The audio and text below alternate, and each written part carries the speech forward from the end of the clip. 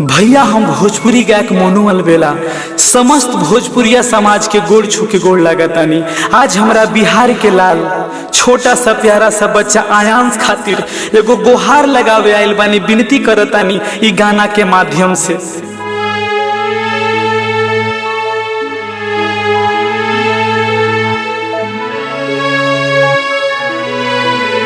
अचरा पसार के मांगो तानी लइका के दुहाई हो, ममता फूट के रोवत बाटे तड़पत भी हमारी हो। मदद करी रवा सबे, ए भैया प्लीज मदद करी सबे भैया। अचरा पसार के मांगो तानी लइका के दुहाई हो, ममता फूट के रोवत बाटे बचा लाल के हमरा जीवन के भीख मांगिला। बचा लाल के हमरा जीवन के भीख मांगिला।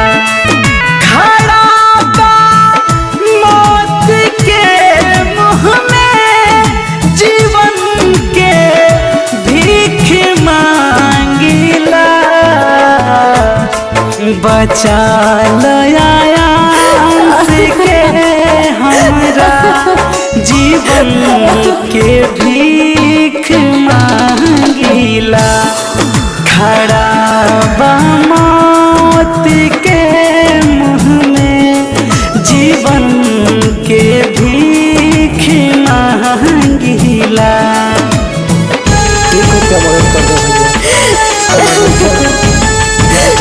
बहुत तड़प रहा है। हाँ भैया 1 रुपया दे दे भैया, हमारा लड़का के इलाज में 16 करोड़ रुपया लागत भैया। 1 रुपया करके भैया हमारा बेटा के बचा दी भैया। Music by Johnny. कैसे जी माई जान जान के बैठल दिया, बाटे जकरा लाल के बोझे वाला भैया दिया।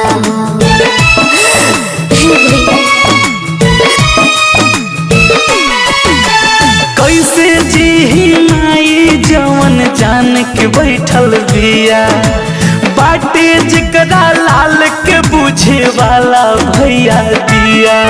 बोलत ना पा सुगाना हो, जीवन के भीख मांगिला। बचा आयांश के हमरा जीवन के भीख मांगिला। खड़ा बा मौत के मुँह में जीवन के भीख मांगिला।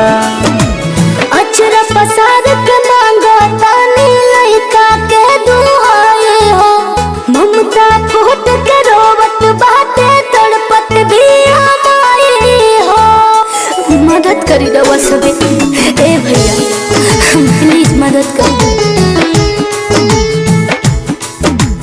अचरा पसार के मांगो तानी लइका के दुहाई हो, ममता फूट के रोवत बाटे तड़पत बिया माई हो।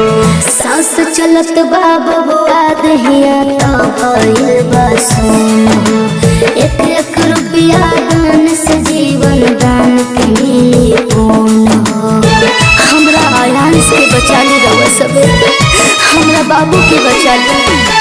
सांस चलत बाबा बुआ दहिया तो भइल बाटे सुन हो, 1 रुपया दान से जीवन दान के मिली पून हो। खड़ा बा मौत के मुँह में जीवन के भीख मांगिला।